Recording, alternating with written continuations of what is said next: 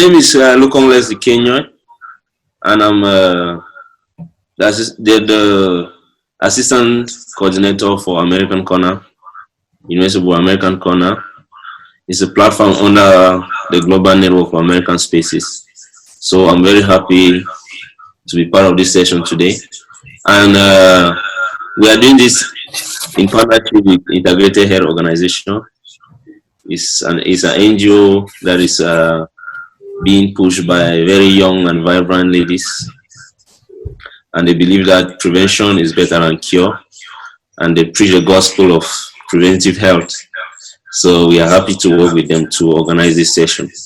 This session is going to be very brief, maximum 40 minutes.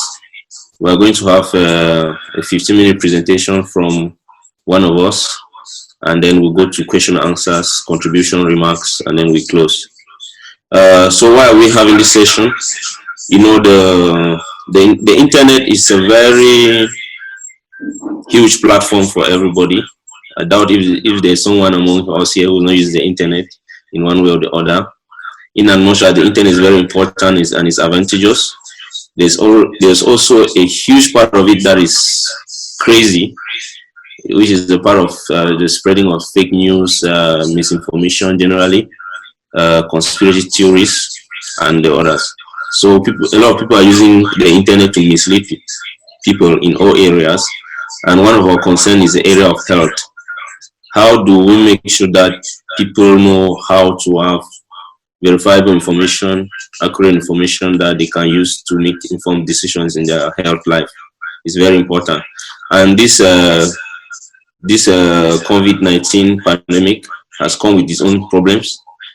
I don't think there has ever been time like in the history of the world where there's so much disinformation online like this. It's a very, very big problem, and it's good that as young people, we should discuss about this and try to see a way forward. So we are very happy that we are doing this together with Integrated Health Organization as one of our partners. We have two of the co-founders here. We have Adanze, we have Lekeji Manuela, who are all present. So we're happy to have everybody. Good morning, everybody.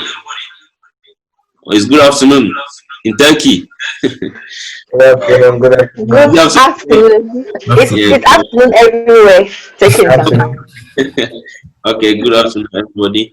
So this session is going to last for maximum 40 minutes. If you see with the link I sent, there are two links. If it so happens that the conference is very, very resourceful and we want to go as far as 50 minutes, we can use the second link that's sent. But we'll have a presentation from Bertus, then we'll have some remarks from IHO or comments from IHO, contributions from IHO as our official health partner, and then maybe American Corner also give a contribution. Then our participants will now ask questions, and then we move from there. So our speaker for today is Bertus. Is Bertus. He's a very young, vibrant African youth who is very, very concerned about pushing the agenda of Africa Rising. He happens to be a computer science postgraduate scholar in Istanbul University, in Turkey. And he's also very, very passionate about artificial intelligence, and he's very interested in that level of research as well. So he's a holder of a degree in telecommunication and engineering from the University of Buea here in Cameroon. And he's as I say, he's an uprising African youth who is also interested in writing, and not just writing anything, but he's very interested in writing stories that inspire people using his background, his struggles, and his ambitions. So we are very happy to have him today. Bertus, are you there? Yes, Leslie.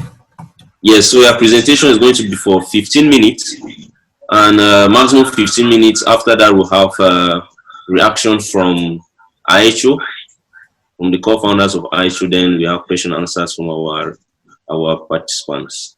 So Bertus, have the floor. Welcome. Thank you very much, Leslie, for that explicit and heartwarming introduction. It's quite flattering, and I'm honored to be here with you. I want to take my time to also thank everyone who has decided to join us on this very important and sensitive topic of fake news and how it has affected or how it is even affecting us right to this moment. Thank you very much for joining us. Before I go ahead, Leslie, please can you permit me to share my screen? It's disabled. Okay, right away. Okay.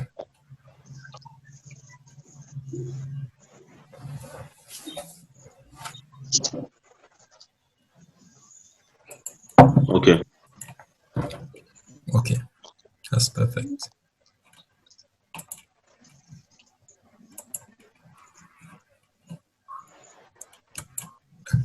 Can everyone see my screen?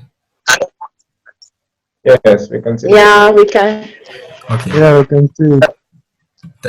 Let me move this a little over here so that it doesn't interfere. So, thank you once more for being here. My name is Beltus Kwawe. As Leslie rightly said, I am a computer science master's degree scholar at Istanbul Technical University.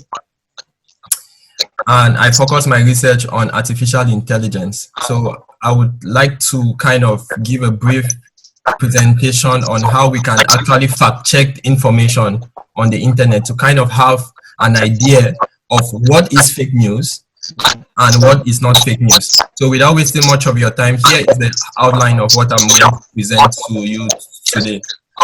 So I'm going to begin by kind of highlighting some of the critical effects and catastrophic effects that we have experienced, especially in the domain of health, due to fake news. And just to give an idea of how bad fake news can result to loss of lives, even hundreds and hundreds of lives that have been lost. After that, since I'm interested in artificial intelligence, it's something that is kind of taking our generation, like most people don't know what artificial intelligence is and how it can promote fake news. So I'm going to highlight to you what is happening presently with artificial intelligence related to fake news. Later on, I would like to explain like what motivates people to spread fake news. Then I would, the fourth part would be one of the most, the fourth point here would be one of the most interesting points of my conversation, of this presentation, which is how can you analyze and detect and differentiate between information that is correct and information that is fake.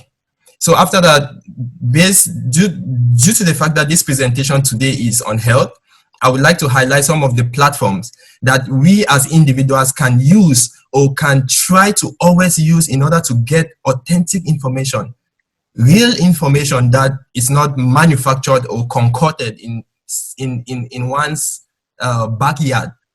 And then I would conclude my presentation. So I remember the very first, when I was about, I think 8 years old, the very first time I heard about fake news was when a neighbor of mine, she ran seriously and came home and said, Bertus, have you heard? The president of the country is dead. Buea is dead. The whole country, this news spread like wildfire. The whole country was taken like, it was a shock. Some were dancing, some were drinking, some, I don't know what, some were like, what is happening? In a few days, the entire country thought the president was dead. This was my very first encounter of fake news. But as I grow older, it goes beyond politics.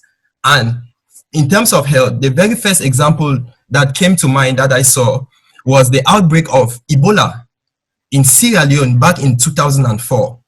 What happened with Ebola was there was a fake news that went about saying that if people drink salt water, if they ingest salt water, and if they bathe with salt water, they can prevent themselves from contacting the deadly Ebola virus. However, before this news actually spread like the Australian wildfire in the whole of West Africa, and people started consuming salt water and bathing with it, before the World Health Organization could get hold of this information, what has happened was that more than 500 people were hospitalized and over 100 people were already dead due to this fake news. And it turns out it was just a teenager who texted this information and it spread like wildfire. You can imagine this. The second case now comes to us. Presently, COVID-19. After the outbreak of COVID-19, 3 months later, there was fake news spreading regarding COVID-19 that if you consume alcohol products or alcohol-related products such as methanol, you can prevent yourself from contacting the COVID virus. What happened was, people, especially in Iran suffered the greatest. Greater than 800 people have been estimated to have died due to the consumption of alcohol or alcohol-related products. So this is just a rough estimate, and we don't even know the number that died in their homes that were never counted. So this is just to give an idea of what fake news is doing. Now, to my field, artificial intelligence, you might have no idea what artificial intelligence is doing or how far we have come and how this is going to promote fake news.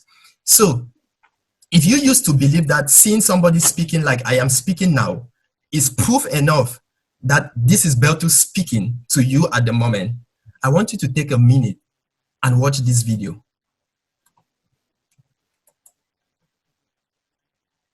We're entering an era in which our enemies can make it look like anyone is saying anything at any point in time, even if they would never say those things.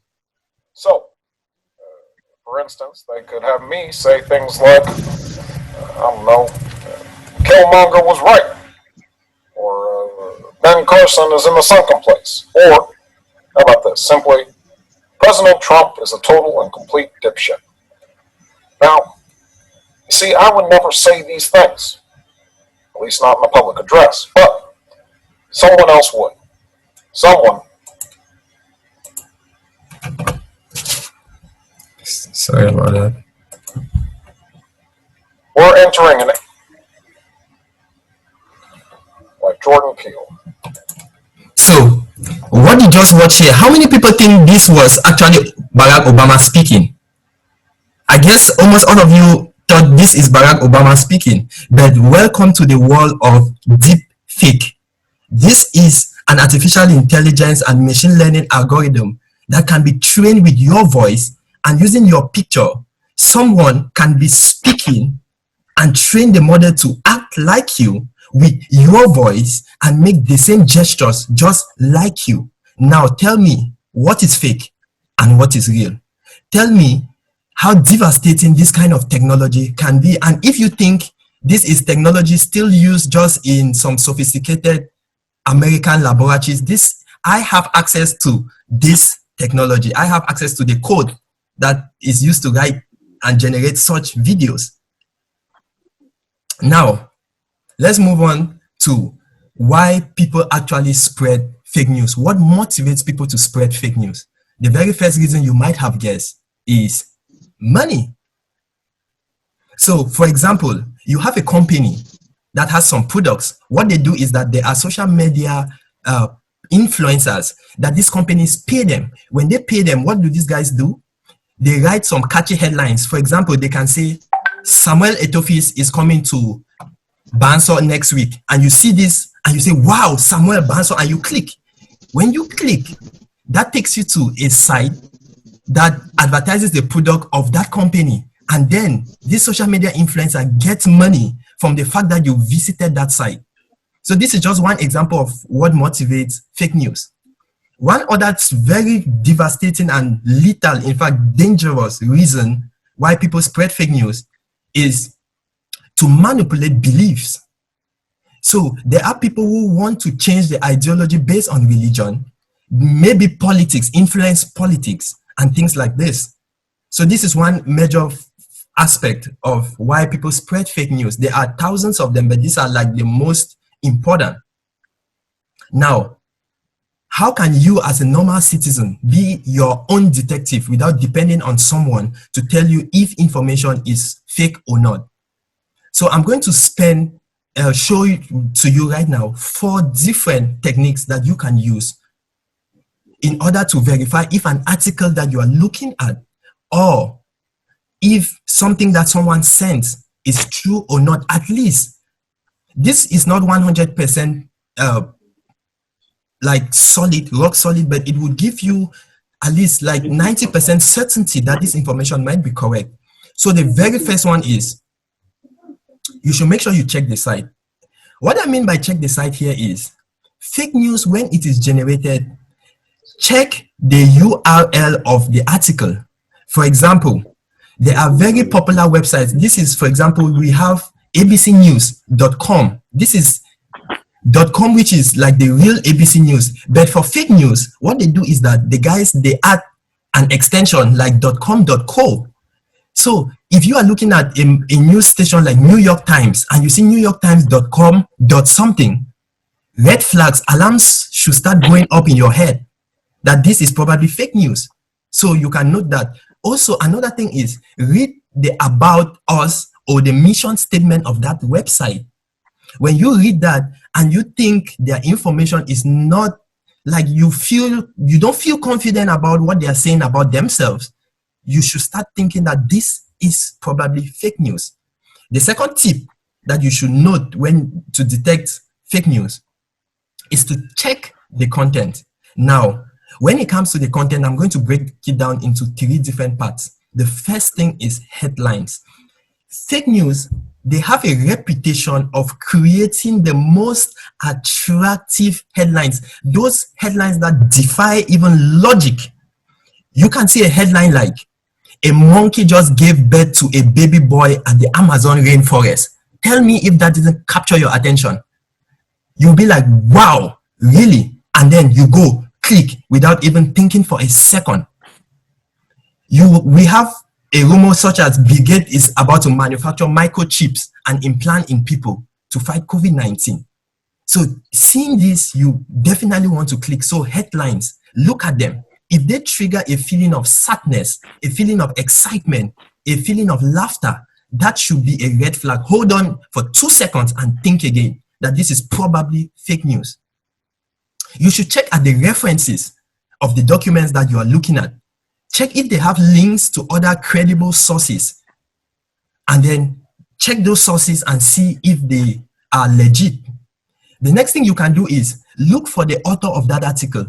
Because what fake news does is they don't like to put names that are credible. So they can put a name, just go to Google that person. Does that person have a reputation? Is that person a journalist? Does he have other articles that are credible? Check that and you would finally have an idea if this article you're looking at is fake news before you share it. Third, there's this nice thing that Google has, you might not be aware of. It's called reverse search. So when you see an image in any article, what you should do is right click on that image and you select, for example, search Google for this image.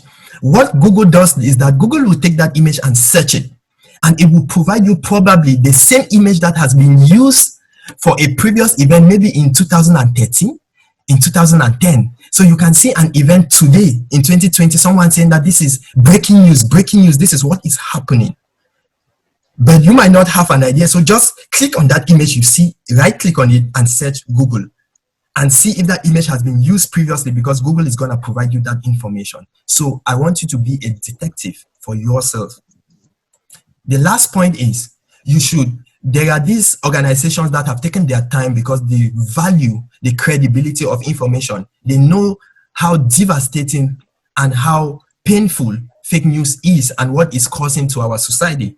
So there are some of these sites. For example, we have snoops.com. There is Full Fact, which is based on in the UK. Here in Turkey, we have what is called Tehid. These are some sites that you can just use in order to check, because they spend their time checking if information is legal, if it is accurate, if its validity is confirmed. So you can use any of these sites. Now, let's come to health, which is what we are talking about specifically when it comes to fake news. There are some platforms that health specialists or anyone who gets information regarding to health should look for.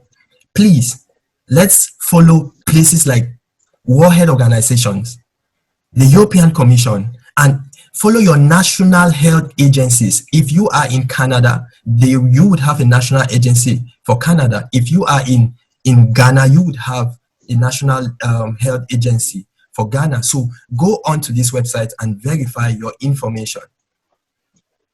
Now, fake news can be lethal. Please always fact check every information before you hit that share button. I don't want anyone to be responsible for the death of someone somewhere in the planet. Thank you very much for listening. My name is Belton Squawi, and I would like to get any questions related to my presentation or anything related to fake news. Feel free to contact me on Instagram at jbeltus, on LinkedIn and Facebook. I am everywhere. And thank you very much for listening. Leslie, over to you.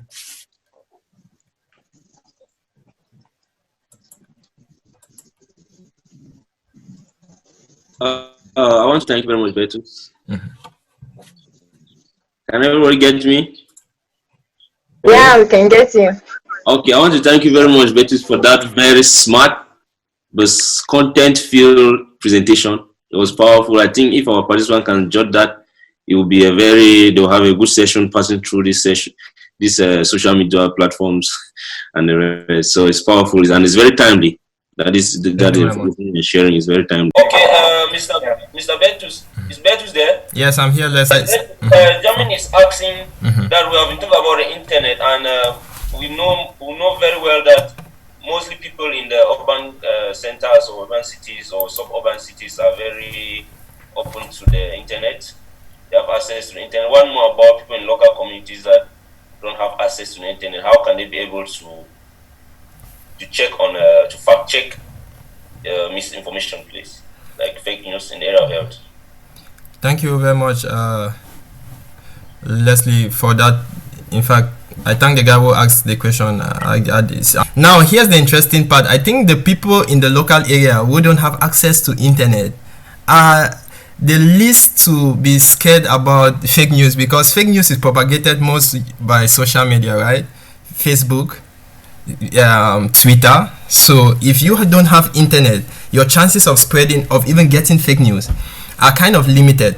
So the only thing I think you can use to get news would be things like maybe your local newspaper agencies.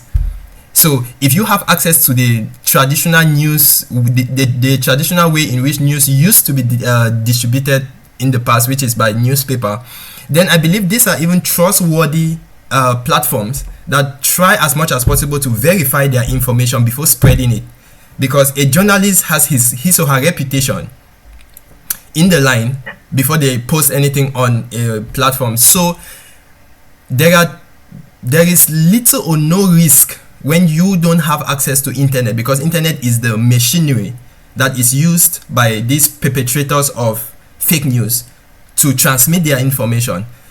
If you're in the local zone, simply I would advise you to stick with your local newspaper. If you trust the local newspaper, if it reaches you at your local zone, read that. I believe their information is 90%, almost 90% accurate. Then also you might have local health regions or health facilities or let me say health centers, okay, where they post information regarding health. So I think visiting health centers, like if I remember vividly, you would have posters on the health. They have a notice board. So you can read this basic information on health on their notice board, because it's their duty to spread what is happening in the health domain around the world on their own facility. So that is all I can say. There's no so much to say about it. Thanks.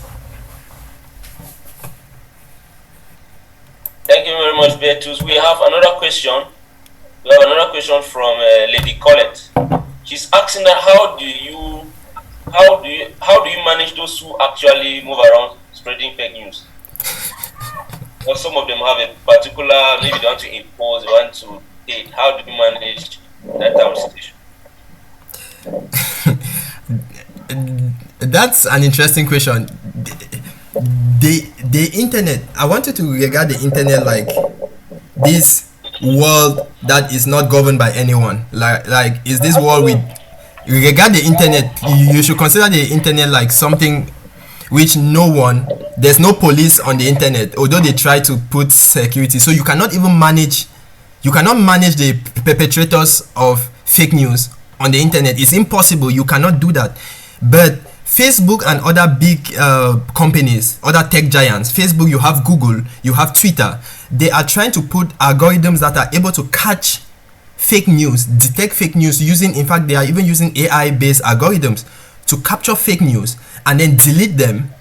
They are really putting a lot of effort to try to mitigate the effect of fake news on people. But as I tell you, there's a long road ahead for us to be able to counter such things. So unfortunately, that's our reality.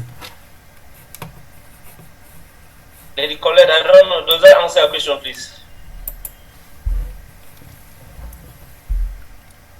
Okay, we have Mawa Bashara. Mawa Bashara's hand has been up. Please, Mawa, you're allowed to answer a question, to ask your question, please. Hello, I am Rob Shara. I'm from Cat, and I have a question, or let's say like it's like for okay, my question is like lots of the local areas, they don't have access to internet, and most of them are not that much doesn't have that much knowledge about internet and knowledge about the in recent diseases that occurred, like let's say Ebola and other, or also COVID-19. So there will be lots of legends and myths within them. How can we help them in knowing truth informations from the myths? Because it's hard to convince the elderly people. Okay, Betus. I think there is a part of her question that I kind of missed. Okay, that was my question. Okay, on mute.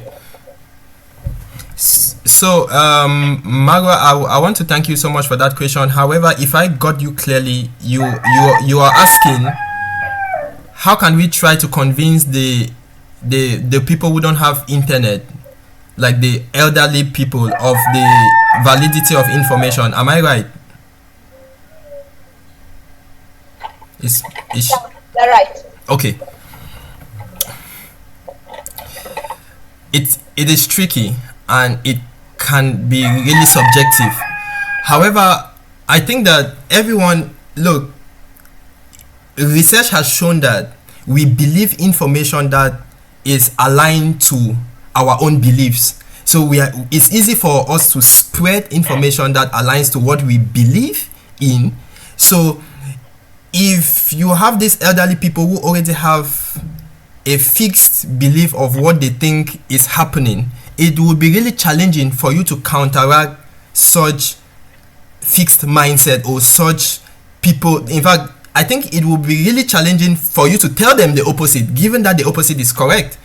So you can say that, like, let's say when they said that salt, and that salt, drinking salt water or bathing with it is going to save you from COVID. It wasn't COVID, Ebola. Many people just went into it and they were doing this. I know that is what can really happen, especially in the local regions where where they have, first of all, they are not educated, or they are not educated enough to know what is true or what is false. Unfortunately, this is a very sad situation, and there's not so much we can do about it. However, I think the health centers in those local communities, it has to be their job, right? It has to be their job to sensitize these old guys, to sensitize these people in their community, because I believe that people tend to listen to the experts easily. So if I have my grandfather who, when he's sick, he goes to the hospital, I believe that if that same doctor comes to my grandfather and tells my grandfather that, grandpa, don't do this, like it can have this effect. So if we can put people that those elderly guys can trust and depend on, and then make sure that they are available to the people and not locked up in offices with fancy suits and ties, this would help to transform the mindset and educate these people who are limited in information. I hope, Marwa, I answered your question. Yeah, thank you very much. You're welcome. Okay, thank you, Betus. We have a question from Cyrunelli. Student Nelly, please, you can ask your question, please.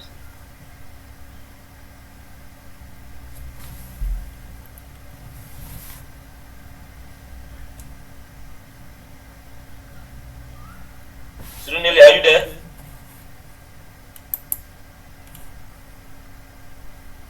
Can I ask my question? Okay, yes, you can ask your question. When Nelly is okay. Okay, I'll first of all appreciate the fact and really thank Bertos for all the information he has shared with us. Really, I've learned a lot, many things which I didn't know. To start my question, I really want to know one thing really peculiar to me is the fact of fake news. From what Bertus said, he said sites like YouTube, Facebook, they have some apps to delete fake news. And should in case that fake news, which they believe the fake news to be wrong, should in case that fake news is right. For example, I watched one video from CNN and also Fox News from America, American news, and the video goes as such, like a team of doctors, they were claiming that there's a conspiracy behind the cancellation of chloroquine. Hydrochloroquine. Hydrochloroquine, yeah, the usage of hydrochloroquine. Because the doctor, she said hydrochloroquine plus Zitromax plus zinc is essential for the to cure COVID-19. And her herself, she said she's not wearing a face mask and she's using that the treatment every 2 weeks. She takes in the medication to preserve herself, to cure and at the same time to prevent. So my question goes as such: most of her videos, what she did, like the media, they even follow her to her house and they were asking her questions. But all the videos she uploaded, like YouTube came and they removed her videos online and all the rest for people not to see the video. Like I want to ask, is those the managers of YouTube or this Facebook account are they not the one doing the conspiracy or really? Yeah, that's my question. You can understand what I want to say. Are they not the one doing the conspiracy or is it true? Because the video, even Donald Trump himself, he was asked and the man claimed it to be correct. And I don't know why YouTube is widening the video and refusing and claiming the video to be fake. So that's my main purpose. I don't know whether they themselves can create fake news.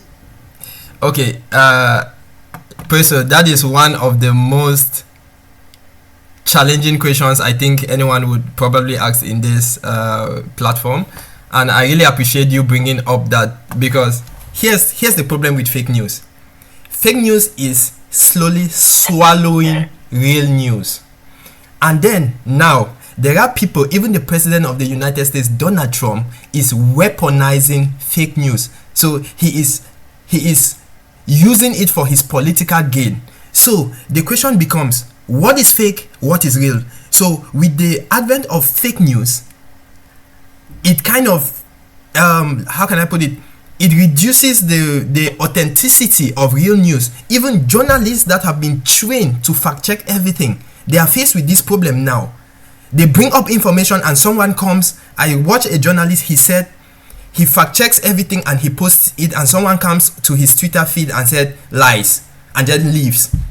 Then you see around 50% of people would believe what that guy has said and 50% are going to believe the other part of it. So it's a very confusing thing, because there are people who would use it, as I mentioned before, for personal gain.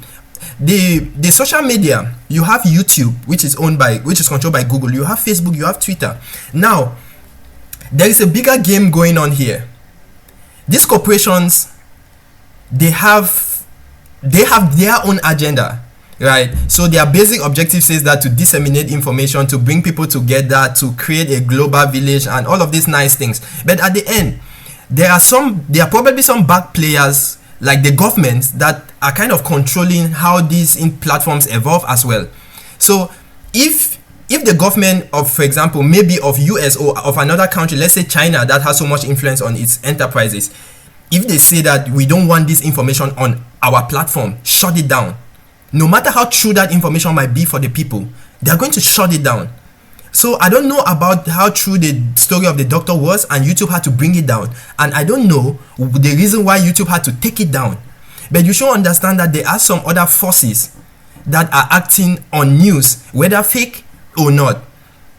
So the question now becomes, what is fake and what is true. And just to bring to light what you just how crazy this is, you would realize that the 4 points I mentioned in trying to check if information is correct or not, it's not gospel truth, right? Those 4 facts will not save you from fake news. It will just give you a high probability of not getting trapped in false news, but it can't save you, because there are some fake news that are that true, that will pass all those 4 tests, but they are still fake, right? So it's something I wish we could work better on, but the world is what it is, and people do what they want to do with information. Trump does it. Who am I not to do it? For example, the president does such a thing. So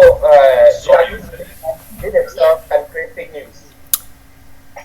Oh, you watched the video I showed of Obama talking, which wasn't Obama, right?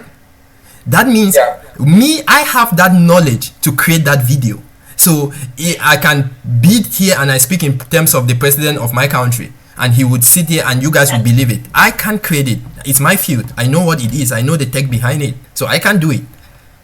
So now what prevents me from doing that is my moral obligation as a human being. What is the effect on other people? Because here's one thing. Technology has made us to feel like we are distant from people. So we can spread information and not even think about the repercussions of this information.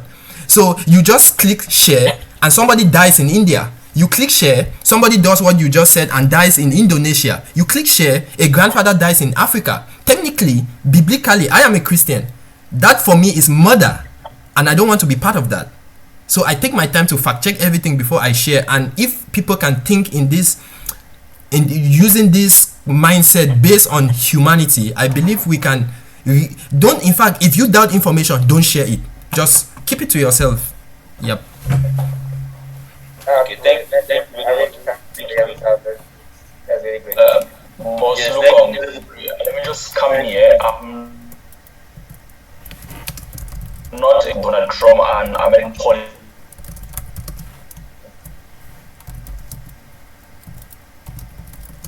TK, are you saying, please? TK? Yeah, I was saying something about the issue of fake news, the press, and Donald Trump. But sorry to come in and say that I think Donald Trump is instead one of those people who is advocating for truth when it comes to the media and the distribution of information. The press in the US at this point in time is sort of in the web between the Democrats, the Republicans, CNN, BBC, and all the other press outlets. At this point in time, when it comes to the issue of COVID-19 and the lady, I watched a good number of her videos. I think she was interviewed. Her last interview was with Chris Ann before they brought it down. She spoke very well, and the press, journalists are part of the mafia gang of fake news, not Donald Trump.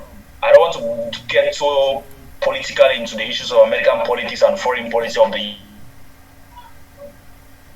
US, but that's what I think. So don't try to paint Donald Trump a little bit black. I think if you want to paint Trump, give him 50% black and probably give the media 70%. Like what's happening in America and across the globe, there are a lot of issues when it concerns news. And I used to say that if you're not on the scene to witness the event, please, you better don't try it, because you might misinform people. And also, there are a lot of players, international actors, that's multinational corporations with a lot of money that can influence, do and undo things and change the entire global structure. And I think so far the one man who is standing against them is Donald Trump. You might not understand all this gymnastics in this domain when it comes to foreign policy and all the like, but that's what I think. And one big issue when it concerns COVID-19 within this period from November 2019 to date is the issue of what we call conspiracy theories. There are a good number of them, even when it comes to the Asian countries. So I'm done talking. Thanks very much. Okay, thank you very much, TK. It's 14 hours. Thank you very much, TK. I also want to state that yes, to Sidani, or to tell Sidani that yes, there are states that do sponsor what we call intentional propaganda to try to change perspective of things, especially when it concerns political agendas. So yes, there are a lot of state-sponsored propaganda that they do that to be able to manipulate people. It happens, so I accept that. It happens in every country. They do sponsor some form of propaganda to make sure that they manipulate the civilians for their political agenda. Yep. So it's up to us to always know whether what is true, to check, as Beatrice has given us some tips, to always check to know what is good and what is bad with our conscience. Beatrice, we have, I don't know, Cyril Nelly, your hand has been up for a very long while. I don't know, are you there to ask a question, please? Cyril Nelly, are you there?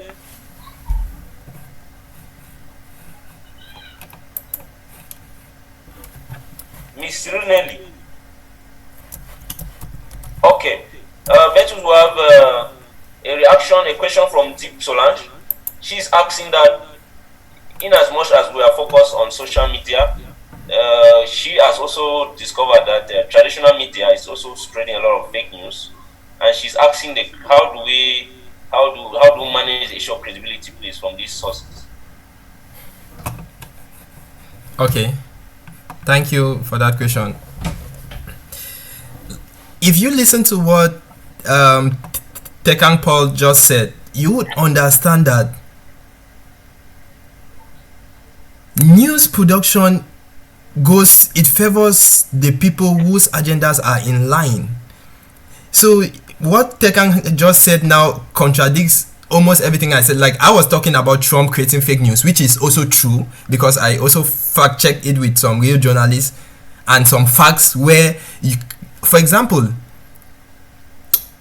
let's say there are over 10 intelligence agencies of the US, and they say that they fact check information and say that this is what happened. But for example, let's come back to Trump. Trump says no, right? But you understand that from Tekang's point of view, it's also showing that Trump is correct. So you can understand the dynamics that comes with news. So if you have local news, and that local news is funded, let's say you have a news agency that is local and is created by an individual. That individual might have political agenda as well. That individual might be connected to the next guy who wants to be the president of that country, or he might be connected to the president. If he is connected to the president, that means the president can influence him, and he can influence the journalists on what to publish and what not to publish. So I believe that it goes back to us building institutions that are able to uphold authenticity, that are able to, those institutions that are not prone to manipulations. I don't know if we can create such, because for me this is utopia. It's something that it's only in our dreams. But if this is possible, that is the only way we can prevent fake news from even slipping into our news, because we have been known to believe that journalists are one of the most trustworthy producers of news, because they are getting paid for it. It's not like me, I can sit here and I tweet anything. Nobody gives me $5 for this. But journalists are paid for this. They can be fired from their jobs for this. They have a lot to lose on the line. So if you see fake news on a local newspaper published by a journalist that belongs to that newspaper, it didn't get published without the editor's permission of that newspaper, and that editor didn't publish it without the manager's permission, and the manager is being paid by the guy who owns the corporation, and that guy is being manipulated by probably another political guru or political, I don't know, wealthy guy somewhere. So you can see how the chain goes and how media can be influenced. There's not much we can do than to make sure that there are systems in place that can uphold real information. Okay, thank you very much, Beatrice. Celine is still reacting, please. Celine, please, can you talk now, please? Celine.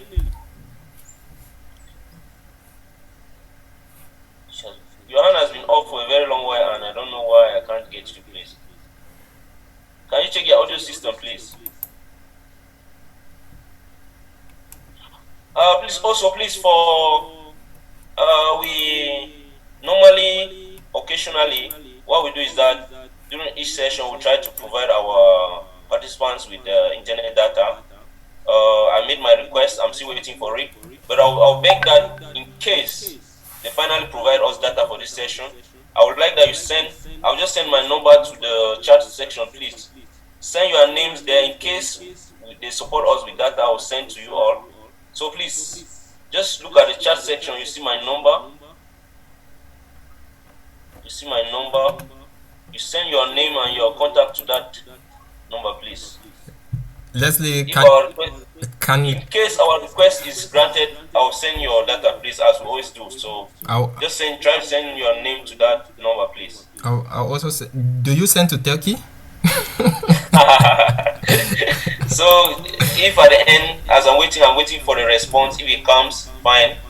If it does not come, then I'll also inform people that we are not supported with data for this. So just send your name to that number, 7630 6847. I don't know if there's another question, please. Any question? We have 5 minutes. Any question, please?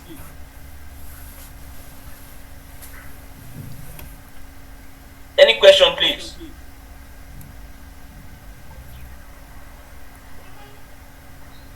Hello? Okay. Lama's hand is up, please. Lama, please, you can ask your question. Okay. Leslie, are you getting me? Yes, I'm getting you. Okay, thank you. And it's a wonderful session. Bertus, thank you for your contributions and your presentation. And Tegan, Cynthia as well. So you mentioned about creating institutions that will be able to handle fake news. But don't you see it's a little bit challenging considering that those institutions will still be created under the political atmospheres that are stimulating and are pushing fake news to be established? So what do you have to say about that? Lama, that is exactly where we find ourselves. We find ourselves in this spiral, hierarchical, structured system that someone has to be always at the top, right? There is always somebody that controls something. So creating, as I mentioned before, creating such an institution, I mentioned that this is a utopia because it is something that I believe it's not really possible. I don't know how we can do this for now. My expertise in the domain of creating such institutions is completely out of place. There's nothing I can say regarding creating institutions. I think it's a domain for other specialists, but that is the only way I see that we can try to remedy the situation. But as long as systems exist in which institutions are under a certain government or they are under a certain power, someone that controls those institutions, they can always be influenced. We are human beings. We would always do it. We are greedy. We like to make our agendas come in front of the table. We like to propagate our own ideas. So unfortunately, Lama, it's something that is probably not able to be done. I don't know how we can do it. So unfortunately, sorry about that. Okay. To try to clarify her.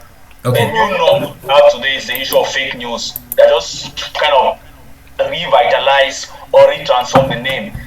In public diplomacy, there's what they call propaganda, and the media is used by all states in the world. So they discover how people are kind of aware about propaganda from whichever country it's coming from, and they decided to brand or fine-tune into the issue of fake news. There is no institution that can be put in place to try to fact-check the issue of fake news. In fact, there's a lot of fighting, what's called cyber warfare when it comes to information at this point in time. So if you sit down and you're thinking that we're going to have a credible institution in any country in the world, man, you are probably living in a very let me not finish your word, but that's the issue. That's right. Propaganda and the media is part and parcel of all the foreign policies of states, is part and parcel of the public diplomacy of states. That's my point. Okay, thank you very much, TK. Mr. Bertus, we're having a very